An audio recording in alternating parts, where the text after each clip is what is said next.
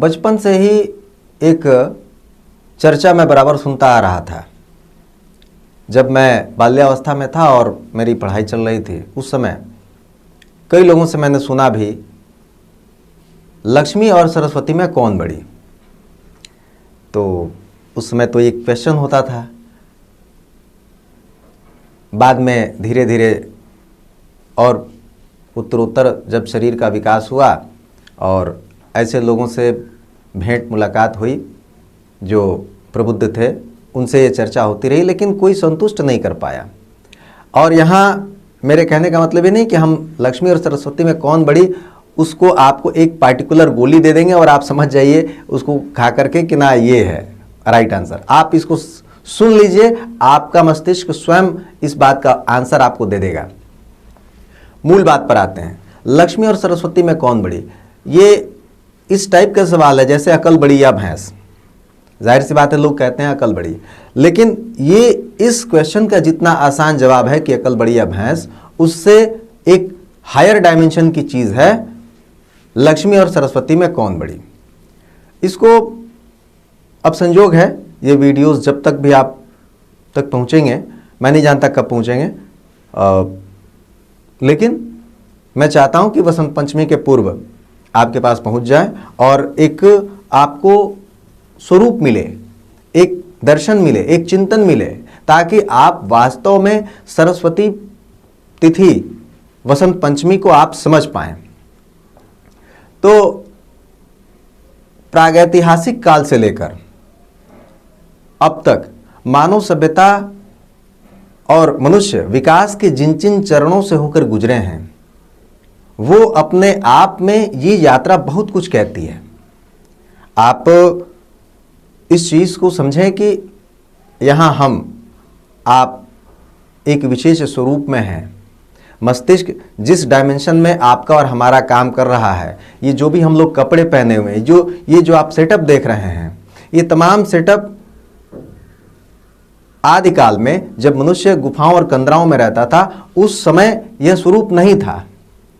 यानी कि तब से लेकर अभी तक विकास के जितने भी मनुष्य के चरण बीते, होमो सेपियंस से लेकर और अभी तक की जो मनुष्य के सोचने की अवस्था है, जो उसके काम करने की अवस्था है, इसमें मस्तिष्क का उत्तरोत्तर विकास हुआ है। मानव सभ्यता ने चिंतन के नए आयामों को स्पर्श किया है, तब जाकर मानव विकास का इतिहास वर्तमान स्वरूप को धारण किए हुए है। तो क्या बिना मस्तिष्कीय क्षमता का अभूतपूर्व विकास हुए इस तरह की स्थितियां संभव थीं क्या?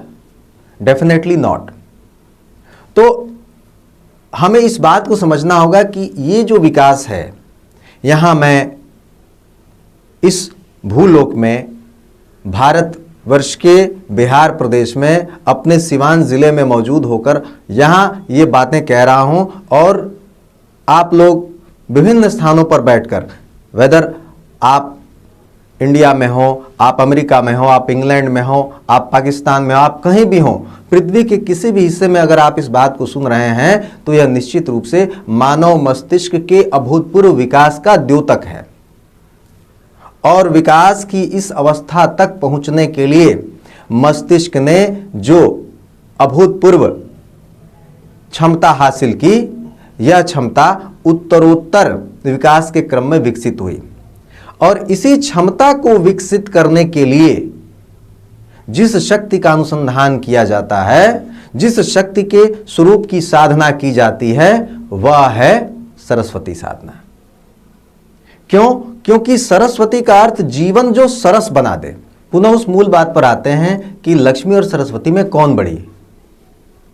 देवताओं में सर्वश्रेष्ठ देवता की पहचान करने के लिए जब महर्षि भृगु विभिन्न देवताओं के साथ साथ ब्रह्मा और महेश इत्यादि से होते हुए विष्णु जी के पास पहुंचे और विष्णु जी की टेस्टिंग करने के लिए, उनकी परीक्षा करने के लिए उनकी छाती में जब लात मारी, तो लक्ष्मी जी ने उनको शाप दिया कि जो भी ज्ञानी होगा वो दरिद्र होगा, ब्राह्मण जो होगा वो दरिद्र होगा। ब्राह्मण का मतलब कोई पार्टिकुलर जाति विशेष नहीं, जो नॉलेजेबल होगा वो दरिद्र होगा।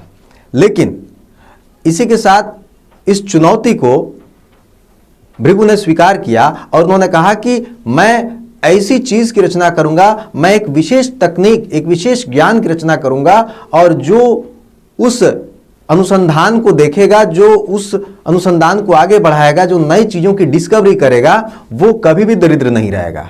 आप देखिए, सृष्टि में जो भी मानव सभ्यता का जब भी विकास से लेकर के अब तक की अवस्था में जब जब भी कोई नई चीज आविष्कृत हुई है, चाहे वह लाइट हो, चाहे वह पंखा हो, चाहे वह बल्ब हो, चाहे वह साइकिल हो, मोटरसाइकिल हो, जहाज हो, बाइक हो, कार हो, कुछ भी हो, जब भी नई चीज आविष्कृत हुई है, जब भी नई चीज, नई तकनीक का विकास हुआ है, तो ज्ञान का नया सृजन हुआ, ज्ञान नए स्वरूप में परिष्कृत हुआ, ज्ञान ने अपना आयाम बदला, तब जाकर के ऐसा व्यक्ति दरिद्र नहीं रहा।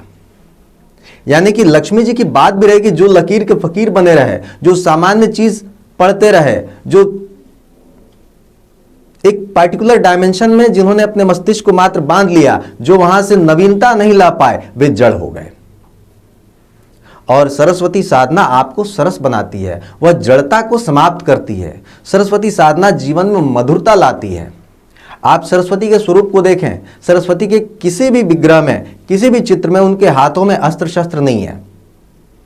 अन्य देवी देवताओं के हाथ में आपको अस्त्र शस्त्र मिलेंगे, लक्ष्मी जी के हाथ में आपको शस्त्र नहीं मिलेंगे। लक्ष्मी जी के हाथ में पुस्तक मिलेगी।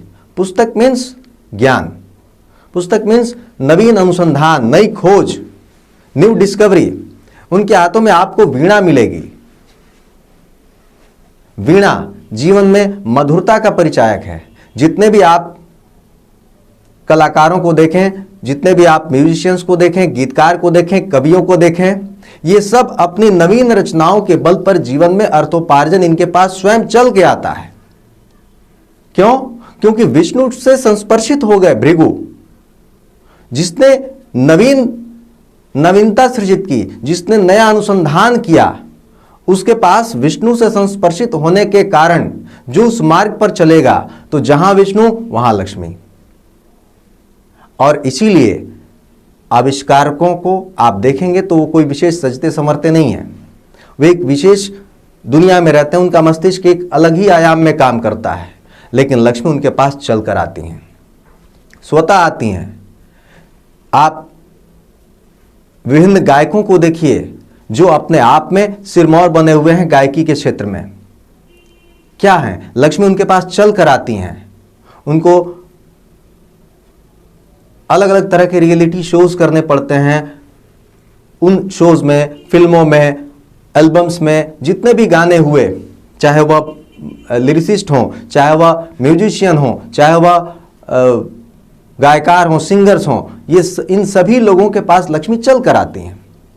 वीणा के अलावा आप देखें, सरस्वती के हाथ में जप माला है, स्फटिक माला।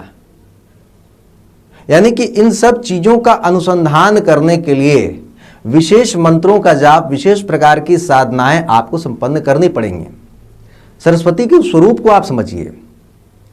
इसके बाद आप सरस्वती के आसन को देखिए। सरस्वती भी कमलासना है, मयूरासना भी है और कमलासना भी है। अब अलग अलग चीजों की अलग अलग व्याख्या है। मयूरासन की अलग व्याख्या कर सकते हैं, कमल के आसन की अलग व्याख्या कर सकते हैं, लेकिन कमल भी वह श्वेत पुष्प है। कमल लाल वाला नहीं, श्वेत। अब श्वेत क्यों? मस्तिष्क की शांति।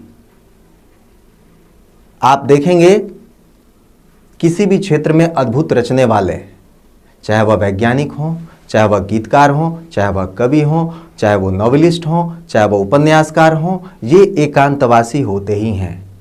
इनको शांति चाहिए। कुछ नवीन सृजन करने के लिए इनको एकांत चाहिए, और तब जाकर शांत मस्तिष्क में ही कुछ नवीन सृजन संभव है। भीड़ भाड़ में आप क्या सोचेंगे? भीड़ भाड़ में आप क्या नया सृजित कर सकते हैं? भीड़ भाड़ में मैं ऐसी चीजें क्या बता सकता हूं?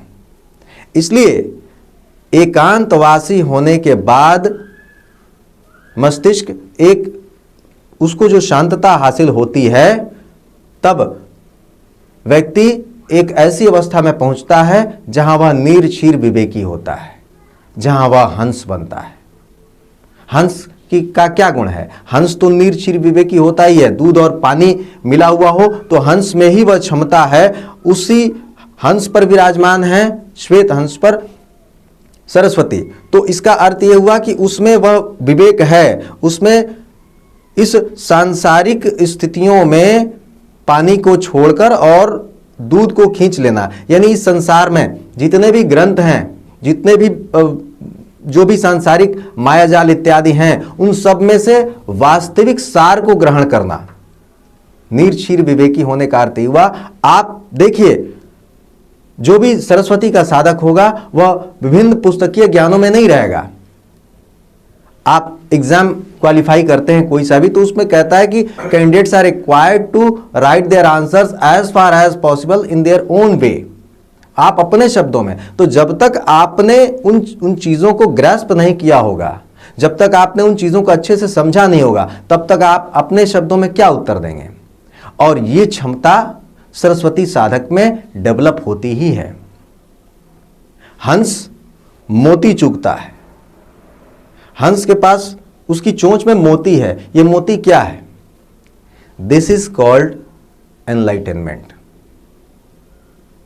संसार में रहते हुए बुद्ध को इस बात का भली भांति ज्ञान हो गया कि इस भीड़ भाड़ की दुनिया में हमें इस संसार के मूल तत्व को समझना है, इसके लिए हमें भीड़ भाड़ से अलग हटना होगा। महावीर को इस चीज का ज्ञान हुआ, महावीर ने महल छोड़ दिया, बुद्ध ने, सिद्धार्थ ने महल छोड़ दिया। आप इस तरह के एनलाइटनमेंट प्राप्त जितने भी व्यक्तित्व रहे, जीसस रहे, मोहम्मद रहे, नानक रहे, ये सभी लोग जीवन के भीड़ भाड़ से अलग हटे। इन्होंने इस जीवन पर रिसर्च किया, शोध की, तब जाकर इनको मोती प्राप्त हुए, तब जाकर वो ब्रह्मांड के उस आयाम को समझ पाए और इसके बाद उनका जीवन सरस बन गया। तो सरस्वती साधना सिर्फ और सिर्फ पुस्तकीय ज्ञान की साधना थोड़ी है। तो लक्ष्मी और सरस्वती में कौन बड़ी, इसका अर्थ ये नहीं कि सरस्वती बड़ी या लक्ष्मी बड़ी। आप किसी भी मार्ग से पहुंचे, बहुतेरे हैं घाट, इस पर एक मार्ग की बात अलग मैं करूंगा, लेकिन बहुतेरे हैं घाट पर भी अलग बात करूंगा। लेकिन अभी आप इन चीजों को समझें, सरस्वती के स्वरूप को देखें, सरस्वती के किसी भी चित्र या विग्रह को आप देखें, आपके मस्तिष्क को एक शांतता प्राप्त होगी। और यही शांतता, यही सरसता जीवन में जब स्थापित होती है, वह तिथि है, वह क्षण है, वह मुहूर्त है वसंत पंचमी। और वसंत पंचमी पर कौन सी साधना संपन्न करें, कौन सा प्रयोग संपन्न करें, उसके बारे में भी हम आगे चर्चा करेंगे।